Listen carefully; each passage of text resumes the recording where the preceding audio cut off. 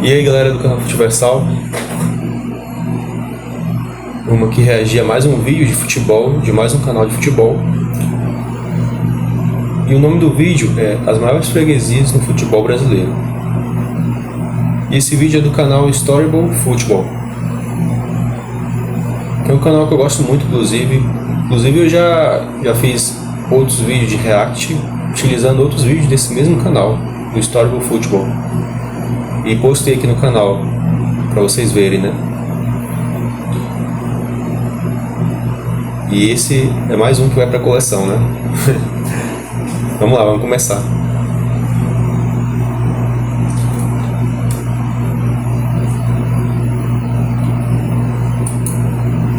Olá, sejam muito bem-vindos.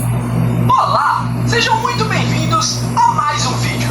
E nesse mês vamos falar de freguesia. Com certeza, só de ouvir a palavra você já deve ter sentido um calafrio na espinha. Sabe aquele jogo que faça chuva, faça sol, de dia ou de noite, não importa. Você sabe que vai ser embaçado? Seu time pode ser o primeiro do campeonato, o outro o último. Mas mesmo assim, eles vão engrossar o caldo. E não adianta, todos os clubes, sem exceção, possuem histórias de freguesia. E no vídeo de hoje, iremos desbravar todos os principais contos sobre a freguesia no futebol brasileiro. Para começar, vamos definir o que é freguesia.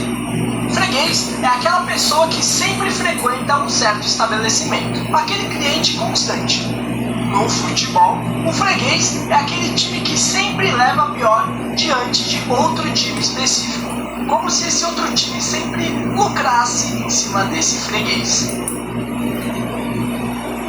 Freguesia é basicamente isso que ele falou, né? Quando dois times estão sempre se enfrentando e um time está sempre tropeçando contra o outro, né? Em face do outro.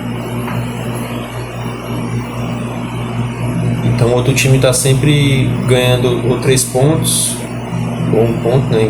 Com empate, ou se classificando,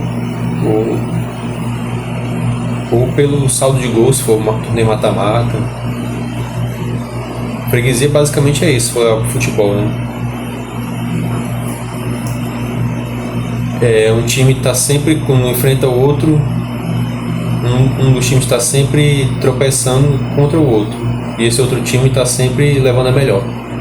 Isso é o conceito de freguesia se a gente for levar o futebol. Se a gente for levar esse conceito de freguesia para o futebol, é basicamente isso aí que ele falou. Para definirmos se um time é freguês do outro, iremos olhar o histórico de confronto entre eles. Se o time A tiver uma pequena vantagem sobre o time B, normal, nada demais. Agora, se essa vantagem for grande, aí sim, pode cravar, é freguês. Também vale a pena olhar os enfrentamentos decisivos entre os clubes. Se houver grande vantagem para um lado, também existe um caso de freguesia aí. Mais dolorido do que ser freguês de um time qualquer é ser freguês do seu rival. E é por aí que começamos nossa odisseia. Um clássico costuma ser um jogo sempre pegado, repleto de rivalidade e disputado independente da situação dos clubes. Não é à toa que costumam dizer que clássico é clássico e não tem favorito. Mas... como diz no ditado do futebol, né? Na linguagem do futebol, como ele falou, clássico é clássico, né? Não tem favorito. Pode um dos times rivais estar na liderança do campeonato e o outro estar na zona de rebaixamento, ou no meio da tabela. Sempre que eles se enfrentarem e eles são maiores rivais, tudo pode acontecer. Até o time que está lá embaixo, na lanterna, na zona do rebaixamento, ou que está no meio da tabela, que enfrentar o time que está na liderança do campeonato, esse time que está lá embaixo pode ganhar. É isso que aconteceu, por exemplo, nesses 2 confrontos entre o Corinthians e o Palmeiras lá na Copa do Brasil. O Corinthians estava no meio da tabela, né? Tá no meio da tabela do Brasileirão, e o Palmeiras brigando lá nas cabeças, né? Brigando pela liderança do Campeonato Brasileiro, né? Hoje ele é o líder, né? Hoje, quando eu tô gravando esse vídeo, né? E aí nos 2 jogos que eles se enfrentaram na Copa do Brasil, o Corinthians levou a melhor contra o Palmeiras. O Corinthians saiu vencedor contra o Palmeiras. E se classificou, né? Acabou se classificando para a próxima fase da Copa do Brasil. E agora, até o momento que eu tô gravando esse vídeo, vai jogar semifinais, né? O time do Corinthians. Isso é um exemplo, né? Um exemplo. Que clássico é clássico, como ele falou. Mas olha, tem uns por aí que não é bem assim que a banda toca. Atenção. Este comunicado é direcionado a todos os profissionais formados em Direito. No principal clássico paranaense, o famoso Atletiba, quem se dá melhor é o Coxa. São 22 vitórias de vantagem, mesmo passando por fases bem piores do que seu rival. Retrato perfeito do que é esse duelo foi seu jogo mais recente. Pela 24ª rodada do Campeonato Brasileiro, o Coritiba, em último lugar, indo de 8 derrotas seguidas, enfrentava o CAP embalado, em 6º lugar e sem perder há 10 jogos. Aí eu te pergunto, quanto foi o jogo? Pois é, 2-0 pro Coritiba. Na Bahia, apesar do nome. Nesse exemplo que ele pegou aí, os dois estavam na Série A, né? Tanto o Atlético Paranaense como o Curitiba, né? E aí ele deu outro exemplo, né? Que clássico é clássico. Vocês veem que o Atlético estava lá nas cabeças do Brasileirão, né? Lá na parte de cima e o Curitiba na parte de baixo. E o Curitiba mais embaixo que o Atlético, né? E aí eles se enfrentaram e deu o Curitiba, né? Ou seja, quando chega a hora do clássico, tudo pode acontecer. O clássico é clássico. O Vitória não tem mais vitórias em seu clássico. Ele tem como carrasco o Bahia, que soma 192 vitórias contra 151. Uma diferença de 41 jogos. Em Minas Gerais... E os dois esse ano estão na Série A, né?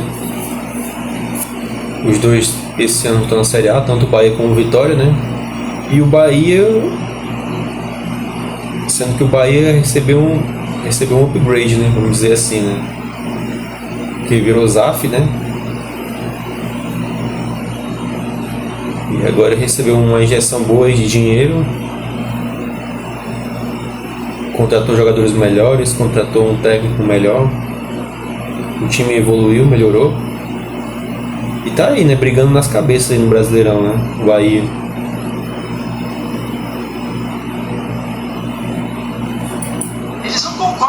Com a quantidade de jogos disputados. Tem uma contagem atleticana e uma contagem cruzeirense.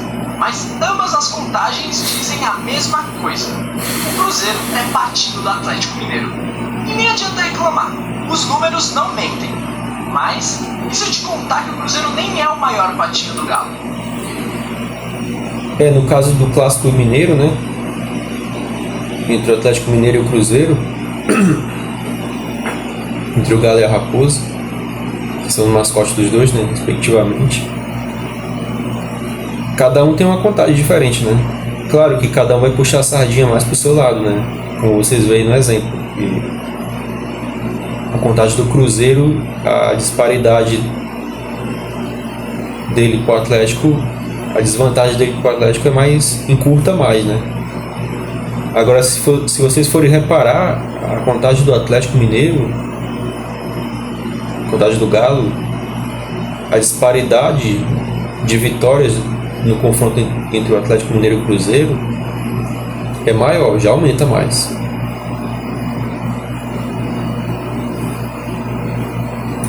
Temos que lembrar do América Mineiro, que apesar de não ser considerado um grande clube, faz o clássico das multidões com o Atlético Mineiro, o que também é muito irônico. Afinal, a torcida do América hoje é minúscula, mas tudo bem. O que importa aqui é que o Galo soma quase 100 vitórias de vantagem, o que é um completo absurdo. Se o Atlético... O Atlético, no caso do Atlético Mineiro com o América, né, que é o outro time de relevância lá de Minas, né, o América Mineiro. Aí a desvantagem já aumenta drasticamente, né, a desvantagem do América Mineiro para o Atlético Mineiro, né. Porque vocês verem, tem quase 100 vitórias de diferença do Atlético Mineiro para o América Mineiro. Então é uma disparidade muito grande, né? É uma freguesia muito grande. E aí a gente dá pra gente dizer que o Atlético Mineiro é o pai do América Mineiro, né? A gente pode dizer assim, né? Enfrentasse o América 2 vezes por ano, o América vencesse todas de agora em diante, lá em 2073 o América tiraria essa diferença. Em São Paulo, a situação dos clássicos é bem curiosa. No Majestoso, o domínio é completo do Corinthians. São mais vitórias tanto no Morumbi quanto em Itaquera. Quer dizer, o São Paulo até hoje nunca venceu uma unidade de jogo em Itaquera. O Paulino Só para falar um pouco desse clássico aí do Majestoso, entre Corinthians e São Paulo, tem essa freguesia, né, do São Paulo com o Corinthians, né? E vale a gente destacar que essa freguesia, desde que o Corinthians inaugurou o estádio novo dele, lá em 2014, ainda para a Copa do Mundo, né, de 2014, que foi aqui no Brasil, que desde que o Corinthians inaugurou esse estádio novo dele aí, a Neoquímica, né, Neoquímica Arena, que agora o nome do estádio é Neoquímica Arena. Desde 2014, quando o Corinthians inaugurou o estádio novo dele, e que o São Paulo passou a jogar lá também, toda vez que vai enfrentar o Corinthians, né, com o mando do Corinthians, o São Paulo nunca ganhou lá no estádio novo do Corinthians. Para vocês verem, né? E isso é porque eu só peguei esse recorte de 2014 para cá. Já tem 11 anos já, né?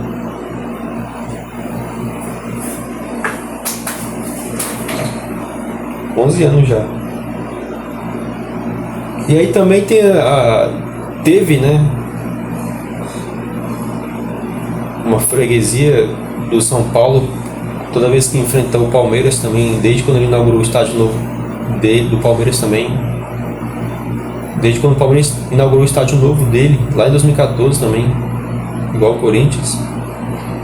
Que toda vez que o São Paulo ia jogar lá, só dava Palmeiras. Era uma freguesia muito gigante assim, em São Paulo contra o Palmeiras, quando o São Paulo ia jogar lá no estádio do Palmeiras, no Allianz Parque, o estádio novo.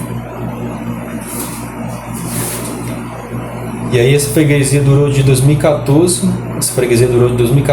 até 2021, se eu não me engano, que foi quando o São Paulo ganhou, né, e quebrou esse tabu. Inclusive foi com, se eu não me engano, foi com o técnico que o São Paulo está hoje, né? Com o Crespo. Mas o São Paulo ficou o quê? 7 anos sem ganhar no Palmeiras, lá no Allianz Parque, no estádio novo do Palmeiras.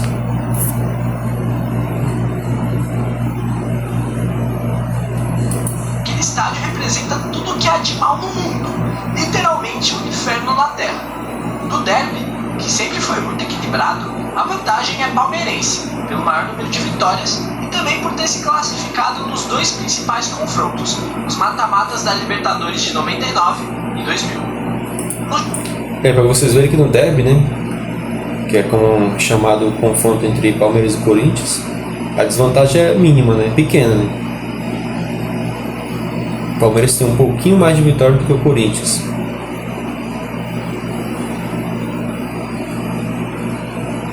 Só que, se bem que ultimamente o Corinthians tem levado a melhor quando enfrenta o Palmeiras, né? É só ver o que aconteceu na Copa do Brasil, esses dois jogos aí que estiveram entre eles, né? Corinthians e Palmeiras. Nos dois jogos o Corinthians acabou ganhando do Palmeiras e se classificou para a próxima fase da Copa do Brasil, como eu falei antes, né? Choque rei, quem leva a melhor é o São Paulo. Dos 21 mata-matas disputados entre eles, são 16 vitórias do São Paulo contra apenas 5 do Palmeiras. Ou seja... nesse caso aí do choque rei, né, como é chamado o confronto entre os São Paulo e o Palmeiras, isso aí gera muita zoação, né, do São Paulino para cima de palmeirense, né, porque nos mata-mata a desvantagem do Palmeiras para o São Paulo é muito grande, né, a vantagem do São Paulo para o Palmeiras é muito grande.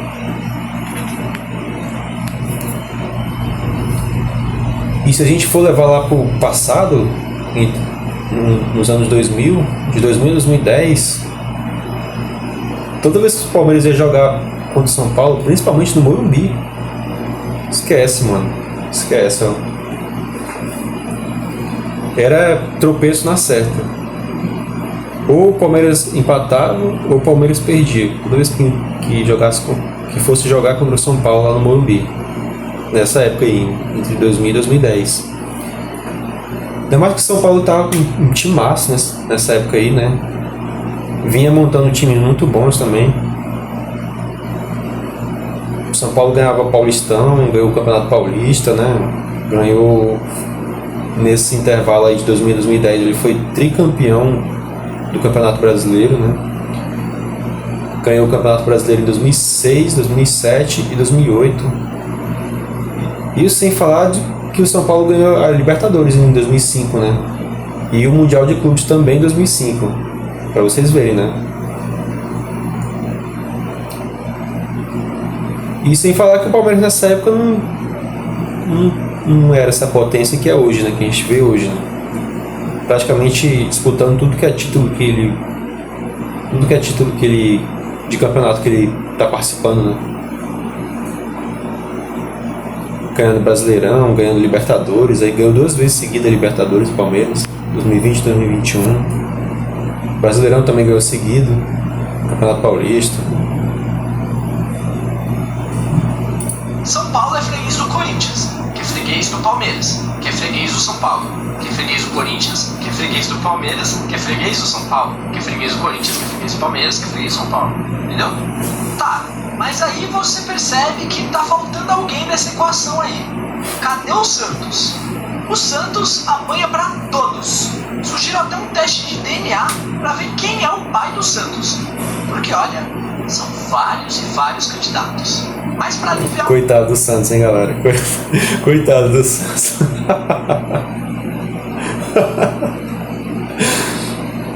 O Santos é filho de todo mundo. O Corinthians é pai do Santos, o Palmeiras é pai do Santos e o São Paulo é pai do Santos, né? E vale a gente destacar o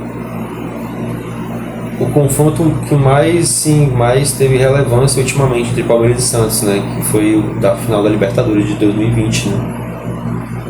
Que foi lá no Maracanã e que o Palmeiras ganhou por 2-1, se eu não me engano. E que o gol do título foi até do Breno Lopes, que ele fez de cabeça num cruzamento. Foi lá no Maracanã esse jogo. Foi um jogo feio, não vou negar não, foi um jogo feio, ó. E que eu fiquei muito feliz esse dia, né? Porque eu sou palmeirense, então fiquei muito feliz nesse dia aí.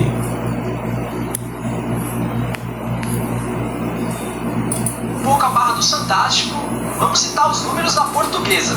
Essa sim é inimiga dos clássicos. Outro que sofre pros rivais. A Portuguesa, coitada. A Portuguesa, coitada, é filha de todo mundo, né? Filha do São Paulo, filha do Corinthians, filha do Palmeiras e filha do Santos. Vamos ver agora, né, que ela tá se reerguendo, né? Parece que vai virar SAF, né? Sociedade Anônima de Futebol. Tá com um projeto, não sei bem ainda essa história aí da Portuguesa, mas parece que a Portuguesa está se reerguendo, né? Eu espero que a Portuguesa se reerga, né? Volte a ser aquela velha Portuguesa que a gente viu antes, né? No futebol brasileiro. Disputando a Série A também, inclusive. A Portuguesa disputou a Série A em 2013, a última vez que eu lembro. Que teve aquele escândalo lá de jogador irregular.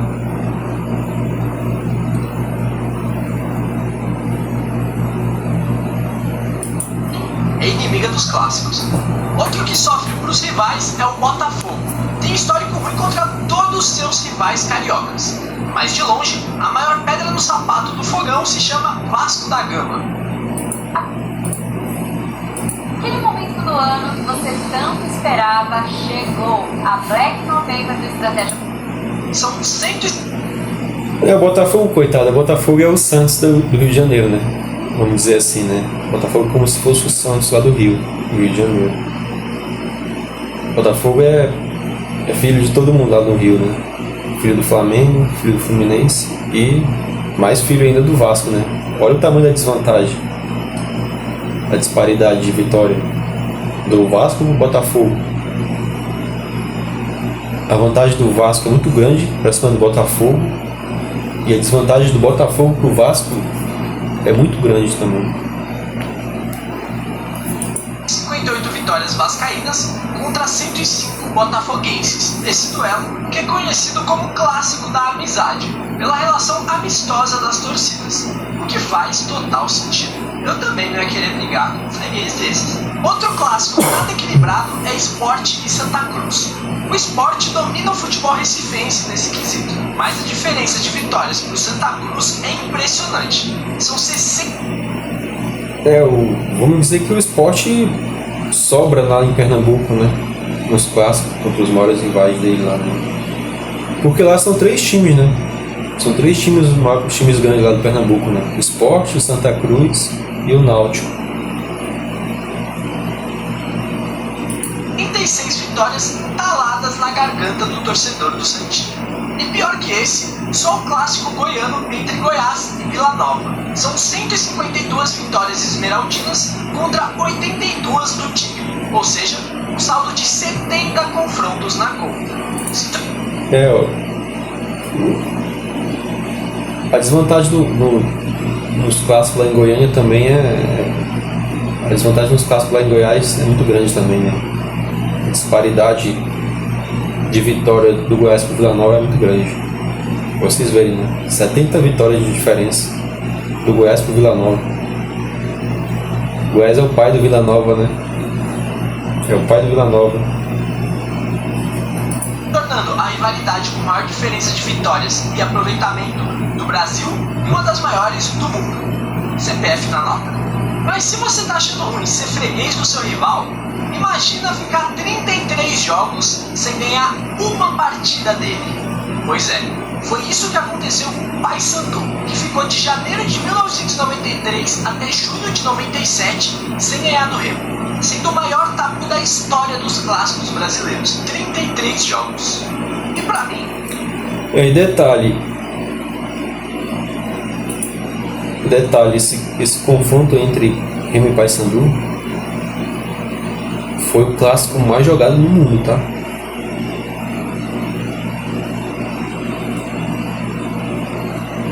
E esse tabu aí que ele falou foi de 93 a 97, foi favorável ao Remo, né? Agora deixa eu contar pra vocês o outro lado. Esse agora é mais recente, esse tabu foi mais recente. De 2023 até esse ano,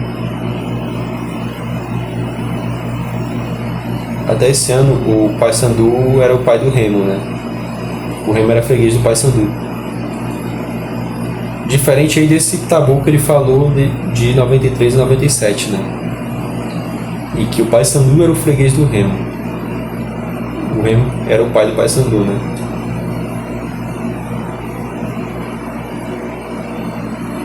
Deus, 33 jogos. E pra mim, o mais bizarro disso tudo foi... No caso do tabu de 2023 até esse ano, 2025, que o Remo ficou 2 anos sem ganhar do Paysandu, esse já é mais recente, né? O Remo foi ganhar do Paysandu agora é recente, não tem muito tempo. Acho que foi na Série B, se eu não me engano, que eles se enfrentaram. Os dois estão disputando a Série B, né? Aí o Remo ganhou do Paysandu. Aí quebrou esse tabu aí, 2 anos sem ganhar do Paysandu. Eles terem se enfrentado 33 vezes em um período de 4 anos e meio. Não é à toa que esse também é o clássico com mais partidas disputadas na história. Como eu falei, né? É o clássico com mais partidas disputadas na história, né? Remo e Paysandu. Bom, em segundo, só vocês verem, galera, Ceará e Fortaleza. Em terceiro, Sport e Santa Cruz. 170. Tem muito muitos outros clássicos no Brasil que têm suas freguesias, mas as Terceiro, Sport Santa Cruz. diferenças são menores e por isso não vai dar tempo de ficar citando aqui no vídeo. Mas agora, saindo um pouco do escopo dos clássicos, lembra que eu disse que todos os clubes têm seus fregueses? Então, olhando os duelos entre os 12 grandes, isso fica bem claro. Por isso, veremos qual é o principal freguês e o principal carrasco, em questão de aproveitamento de cada um dos maiores times do Brasil, em ordem alfabética. E começando pelo Atlético Mineiro, ele costuma se dar muito bem contra o Fluminense. Porém, quando enfrenta o Botafogo, ele costuma levar pior. Botafogo. No caso desse confronto do Atlético Mineiro com o Botafogo, vale a gente destacar que esse último confronto, né, da final da Libertadores do ano passado, né, que foi o confronto assim, de mais relevância que teve entre o Atlético Mineiro e o Botafogo ultimamente, né? Foi esse da final da Libertadores do ano passado, 2024. E que, para variar, o Botafogo manteve a freguesia do Atlético para ele, né? Porque o Botafogo acabou ganhando essa final, né, da Libertadores do ano passado, 2024, por 3-1. E aí o Botafogo manteve a paternidade para cima do Atlético, né? Botafogo tem seu melhor aproveitamento frente ao Atlético Mineiro. E como já dito, sofre diante do Vasco. O Corinthians tem como seu maior freguês o Vasco da Gama. Porém, ele é freguês do Flamengo. Nos jogos do Corinthians com o Vasco tem empenado. Tem penado para ganhar do Corinthians. Eu não lembro assim a última vez que o Vasco ganhou do Corinthians, quando eles se enfrentaram.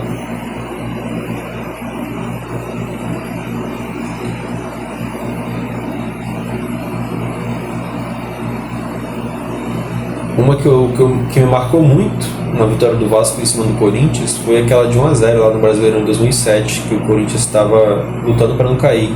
E esse jogo era crucial o Corinthians ganhar para se livrar do rebaixamento. E o Corinthians perdeu esse jogo pro Vasco por 1-0 e mais tarde acabou sendo rebaixado, né, naquele Brasileirão 2007, a última rodada, empatando lá no Olímpico, no antigo estádio do Grêmio, em 1-1 com o Grêmio. E aí o Corinthians caiu para a Série B no ano seguinte. O Corinthians foi disputar a Série B em 2008.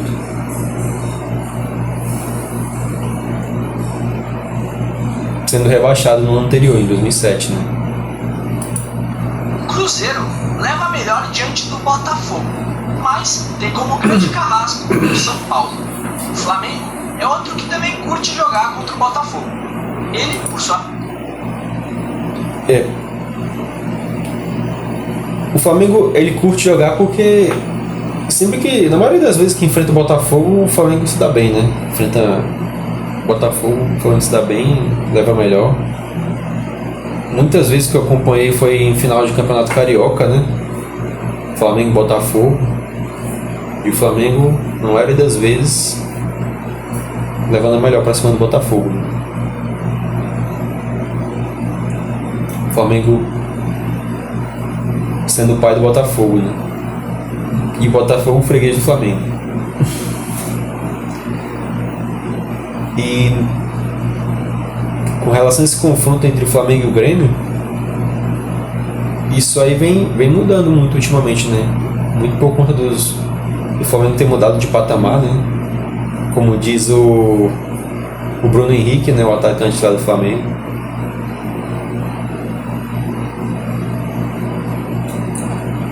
O Flamengo hoje já não tem tanta assim desvantagem toda vez que enfrenta o Grêmio, não.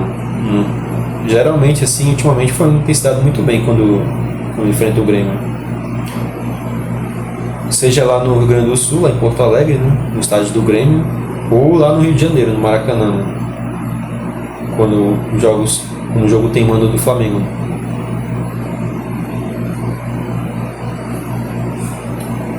Talvez não curte muito enfrentar o Grêmio. O Fluminense possui melhor histórico frente ao Cruzeiro. O pior é contra o Palmeiras. O Grêmio faz o Fluminense de freguês. mas também sofre pelo Palmeiras. O Internacional, por sua vez, tem sucesso contra o Atlético Mineiro, mas é freguês do Corinthians. O Palmeiras domina o histórico contra o Fluminense, mas costuma perder diante do Internacional. O Santos... Nesse caso aí, desse confronto aí do Palmeiras com o Internacional, né? Essa disparidade diminuiu mais, né? Essa desvantagem aí do Palmeiras pro Inter, né? Muito por conta do Palmeiras ter crescido, né? Ter crescido tanto no cenário nacional brasileiro como no cenário internacional, né? Ganhando Libertadores, indo para participar de Mundial de Clubes. Mas se a gente for levar lá para o passado, nos anos 2000, de 2000 a 2010, toda vez que o Palmeiras fosse jogar contra o Inter, principalmente lá em Porto Alegre, né? Lá no Beira-Rio, lá no estádio do Inter, esquece, mano. Era tropeço, a gente já contava com tropeço na certa já.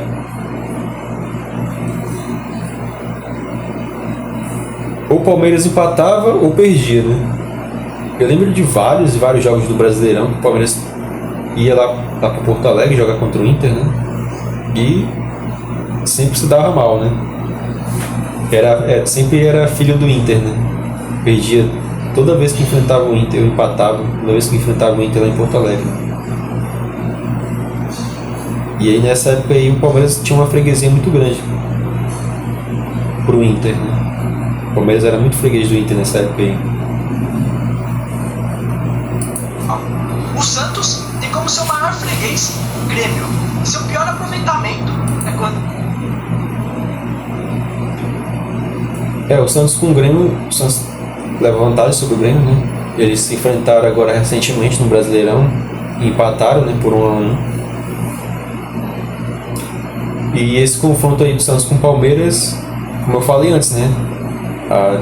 A freguesia que o Santos tem com o Palmeiras é absurda, né? E aí a gente destaca o confronto que teve mais relevância entre eles, né, entre Santos e Palmeiras ultimamente, que foi na final da Libertadores de 2020, que o Palmeiras acabou ganhando, né, 2-1, se não me engano, com um gol do Breno Lopes de cabeça no cruzamento. E esse gol do Breno Lopes foi o gol do título do Palmeiras. Enfrenta o Palmeiras. O São Paulo tem seu melhor aproveitamento contra o Cruzeiro. Seu principal algoz é o Corinthians. E para finalizar, o Vasco tem seu melhor retrospecto contra o Botafogo. Seu pior é frente ao Palmeiras. Com relação a esse confronto entre o Vasco e o Palmeiras, os meus amigos vascaínos que me desculpem aí, mas o Vasco é freguês do Palmeiras, ó.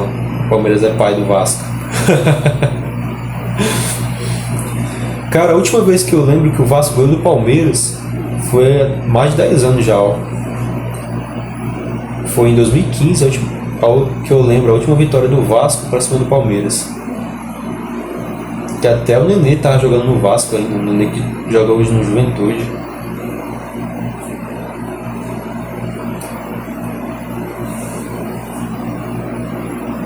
Foi pelo Brasileirão de 2015, essa vitória aí do Vasco, essa última vitória do Vasco em cima do Palmeiras, né?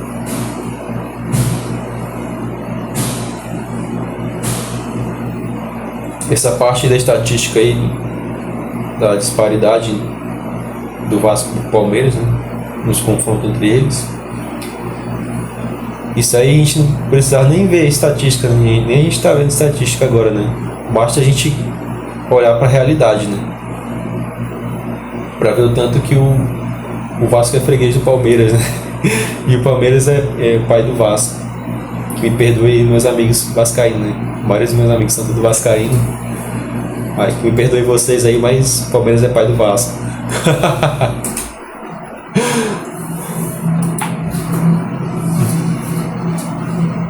Esse foi o vídeo, espero que tenham gostado.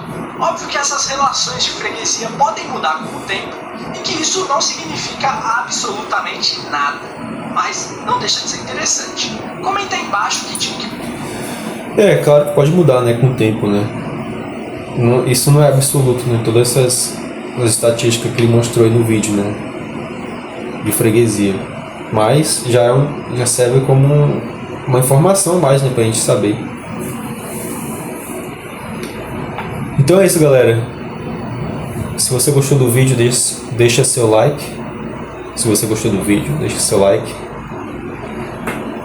Compartilhe esse vídeo com todo mundo que você gosta. Compartilhe esse vídeo com seus parentes, seus amigos, todo mundo que você gosta. Se inscreve no canal e ativa o sininho para você estar sempre recebendo notificação de vídeo novo toda vez que eu postar aqui no canal.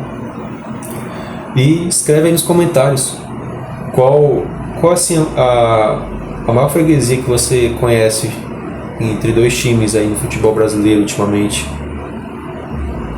Escreve aí nos comentários que eu quero saber. Tô muito curioso. Beleza? Falou, galera. Um abraço, até mais.